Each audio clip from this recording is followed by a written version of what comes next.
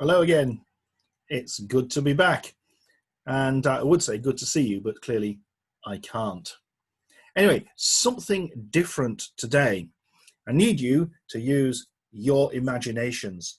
I need you to imagine yourselves back in time. Back in time quite some way to, now be gentle, back in time to when this picture was taken.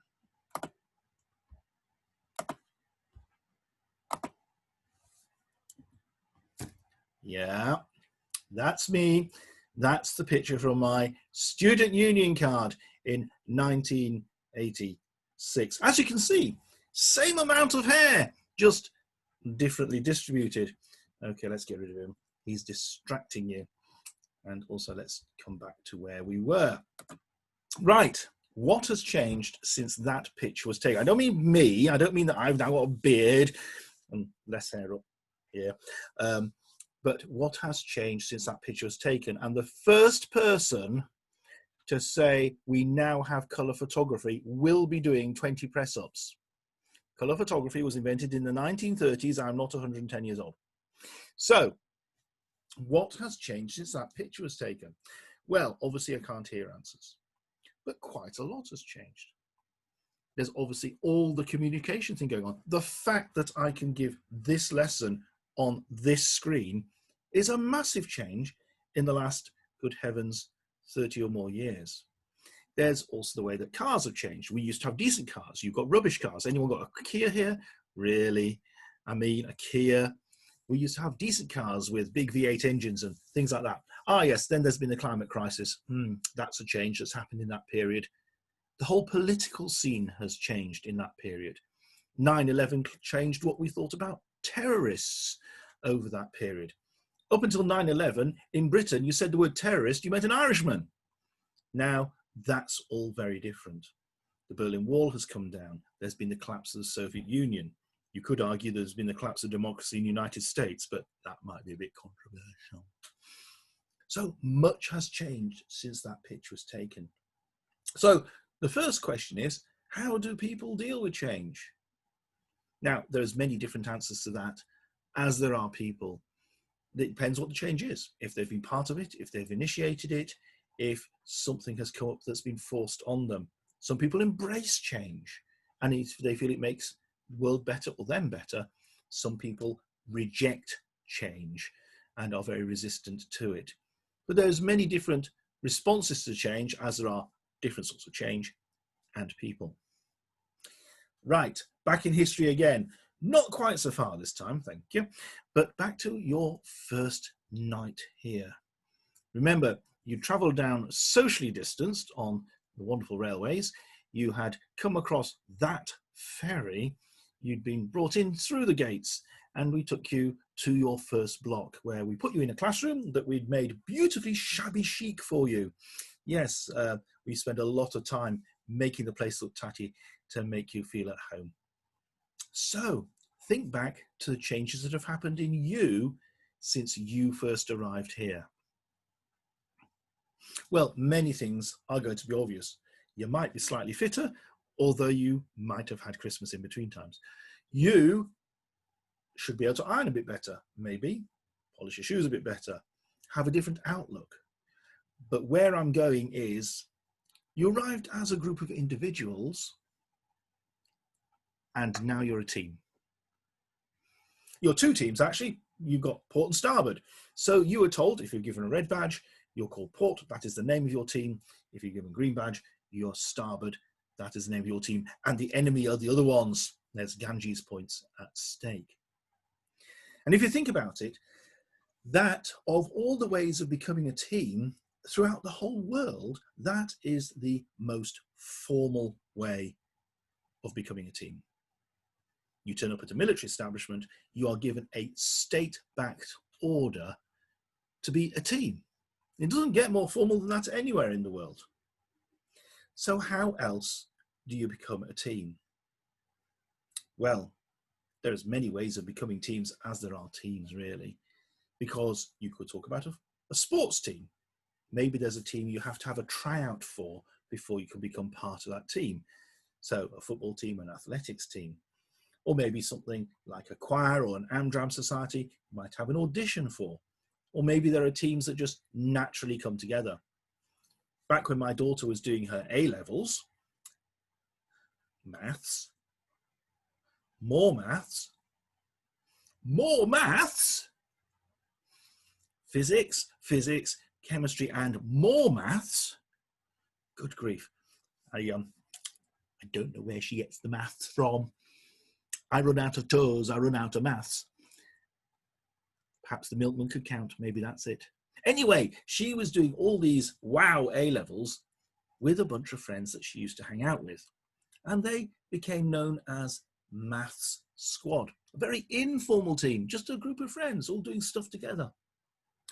And so you see teams come in very many different shapes and sizes. There's really, really formal teams, official teams like you, port and starboard, and informal teams such as my daughter's Maths Squad and everything in between.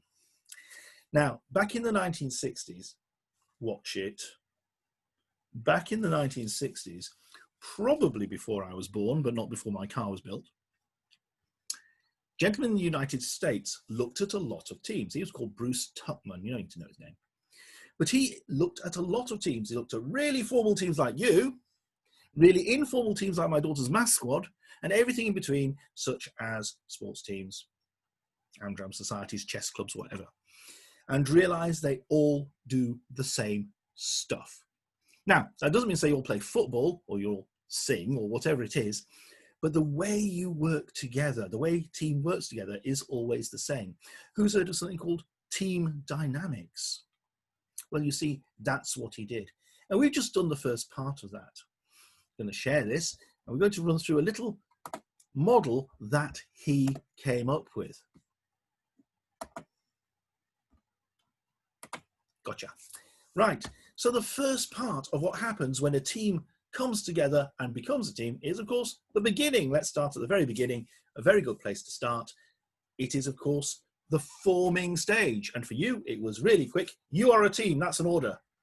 For my daughter, it took several months to become an informal team, and there's everything in between. So, once a team has formed, you have a team. What happens next? Well, what happens next is quite surprising. What happens next is storming. Why is it storming? What's all that about? Right, storming. Something to do with having an argument. So if this were a live lesson, I'd say, so, do you ever argue as a class? Oh, yes, Bish. Always the answer. And my guess is the argument goes something like this. Look, we've been given one task to muster here at this time and with this kit. Why are these Muppets late? And why are the girls always late? Okay, it's a good job this is an electronic lesson because I usually get evils from the girls at this point.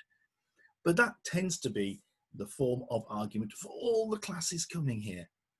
So what's going on? Right, think back to your first night here again.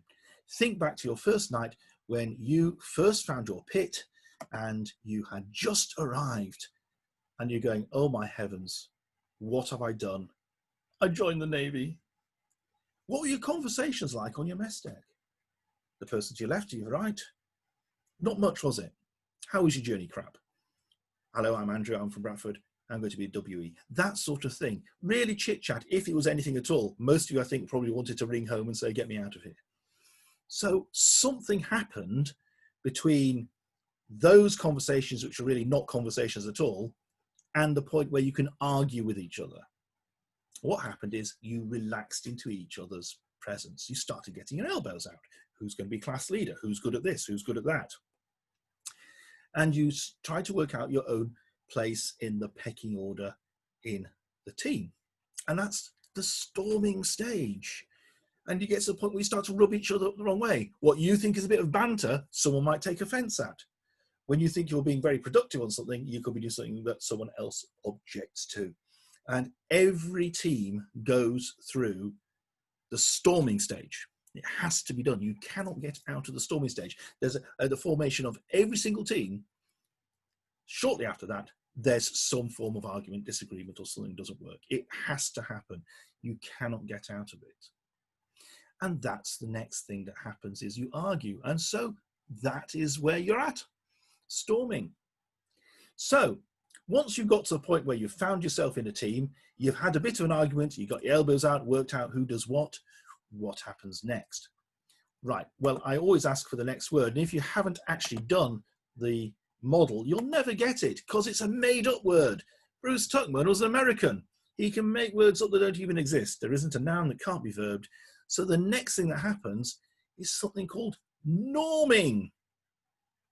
What's going on with norming? Well, norming, I'll say a made-up word, but what's actually going on is you're getting into what the team is actually for. Now, when I did basic training, no, there weren't still wooden ships, and no, I didn't know Nelson's dad, although he was a vicar.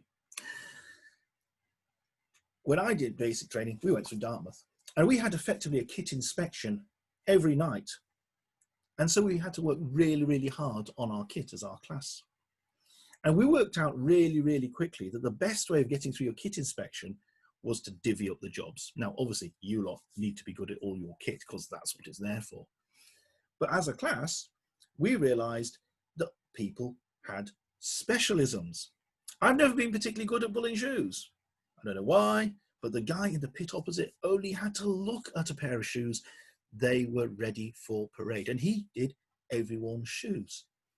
We were issued our 3s and our 4s at the same time. So someone ironed all the 3 shirts, someone else ironed all the 4 shirts.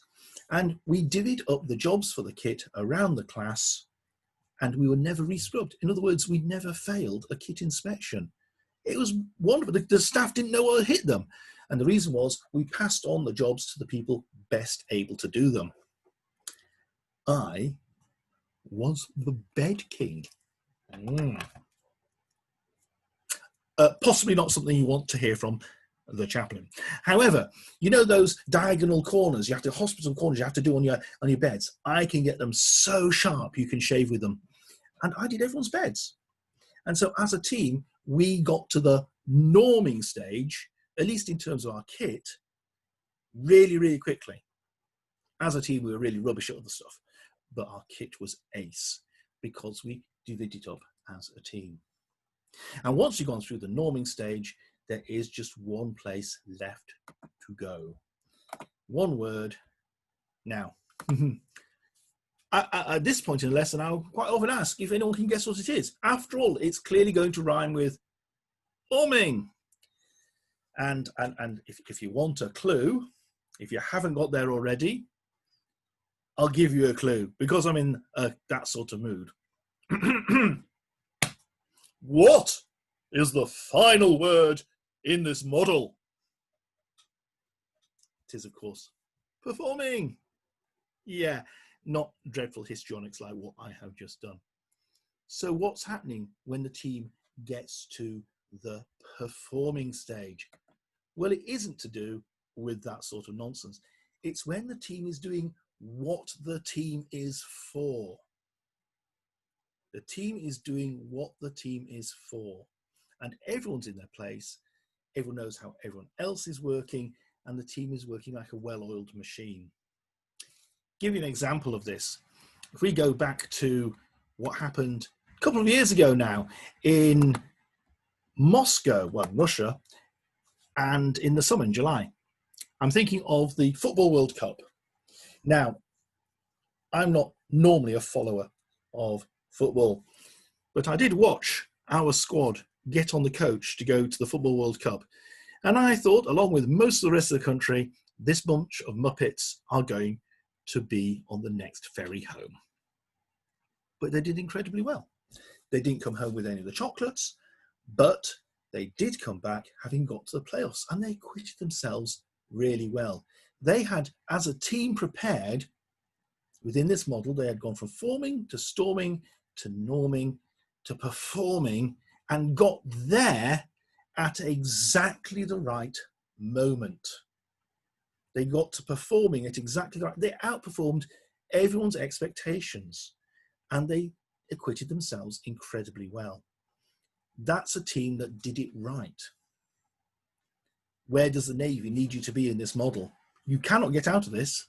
This is how teams work. Where does the Navy need you to be in this model? Well, I'm hoping the answer is coming back, performing. We need you to be at the top of your game, working as a team together.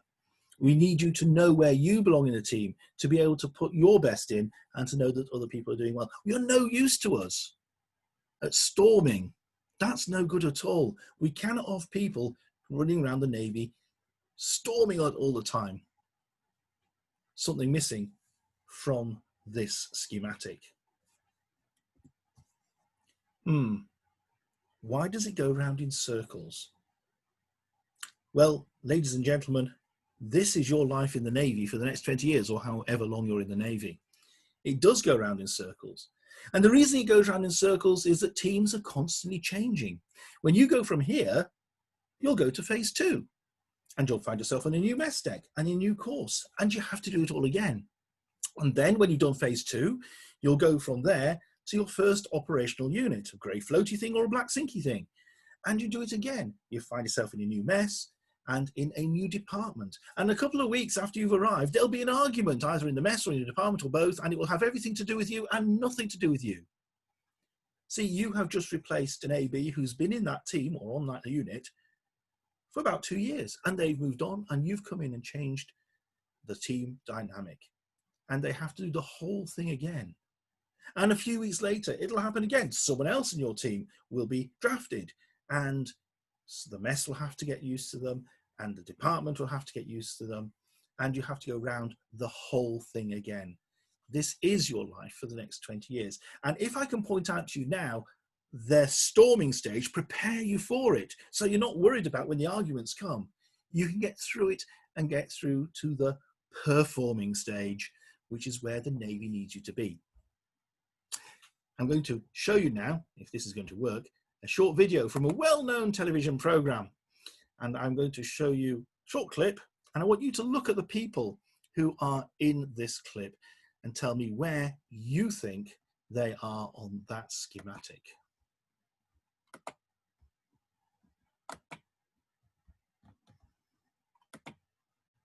Stuff has gone up to £422.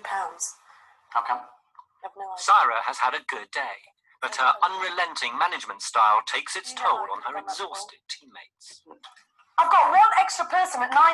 Yes, but for 4 hours. Yeah, that's for 4 hours. Yeah, that's it. That's all I've added on to your figures. Well, how could that be? Well, that's what I'm saying. So if you give me your figures, then I can check what prices, because the pricing's all different. And that's right. That's your responsibility, because you did the... some reason why, if you've got your figures, at least we can check to see if Andy has done something cheaper, and then we'll go back to... This was supposed to be a 20-minute fucking session, this interview, and now all of a sudden it's 10 to fucking 11. And I didn't want to be sat here anyway doing this bloody bullshit. That's why I suggested tomorrow fucking morning. It's as simple as this. All you have to do is say, right, okay, tomorrow morning when we go to the boat, we'll look at them. You can't do anything about them now. There's a discrepancy. Fine, leave it, move on. But it's like £400 Yes, but you can't do anything about it now. It's not £400 worth. It's £110 difference. Well, 20 quid for the last drive we did. Right, do you reckon you can sell any drives? Recognise anyone? Oh, yes. What have you sold in the last hour and a half? Katie Hopkins. Anyway, moving on, or we can do DJing. And if we get 2 locations... Right, you're still talking about DJing. Have you sold the DJing gig as yet? Yeah, we'll leave her there, shall we, Katie? Bless her. Okay, where were they on the schematic I just showed you? Forming, storming, norming, or performing? Well, clearly they were storming, weren't they? And that's the idea. That's the idea. That's what the whole program's about. Those who watch The Apprentice, that's the idea. They're put into teams, these supposedly smart business folk competing for a really big prize of working with Alan Sugar, and they make themselves look like total muppets. And that's what the producers of the show want them to do. They put them in teams. They never let them get beyond the storming stage. No one's actually interested in the business finance part of the program. They all want to see the arguments and these people making themselves look like idiots. And that's exactly what happens there. Maybe you don't watch The Apprentice, but if you watch something like I'm a Celebrity, when they put people in teams again, they mess the teams up, don't they? And it always causes arguments. It's the arguments that the producers of these shows are trying to generate, and they know this model so well that they can actually make millions over a number of years simply by keeping people from not going through the storming stage. Everyone thinks they're trying to get to the performing stage to be able to make the team work. The producers of the shows, whether it's The Apprentice or I'm a Celebrity, are trying to undermine them, trick them. Where does the Navy need you to be? Well, not in the storming stage. We need you to get through there as quickly as possible to the performing stage. Everything in the Navy is about teamwork. And it could very well be, not just here, but out in the big Navy, that's what you get to see. In a week or so's time, you'll be going off to Pier Sellers. A lot of fun, Pier Sellers, and very often Chaplin comes along to see you in action there. Part of the Pier Sellers thing is building rafts and having a raft race. And it's a lot of fun, even though a bit chilly at this time of year. But actually, no one's interested in the rafts you build because they will be rubbish. Your rafts will fall apart. Oh, I've been here doing this for 3.5 years now. I've been out to Pier Sellers so many times. Only about 4 times have I actually seen a raft I'd actually want to get on. Your rafts will be rubbish, partly because we haven't taught you your knots yet. But no one cares about that, apart from possibly your divisional staff who have to ride on them. No, what we are interested in is how you build the raft. I don't mean technically, but who's involved and how you work as a team. See, usually what happens is there's a couple of barrels on the floor and 5 blokes holding string, standing around the barrels, shouting at each other. Around them, 5 more blokes not holding string, also shouting at each other, and then everyone else in the class standing watching. Is that teamwork? Is that performing? No, it's still in the storming stage. So we're watching to see how you get on. We need you to learn how to get through the storming stage into the performing stage. Work out how to work as a team. Right, that's the end of the first part of this lesson. I'm going to ask your divisional staff if they'll pause this now before we're going on to the second bit and give you a 5-minute leg stretch off to the heads, whatever you need to do. And I shall see you again after this break.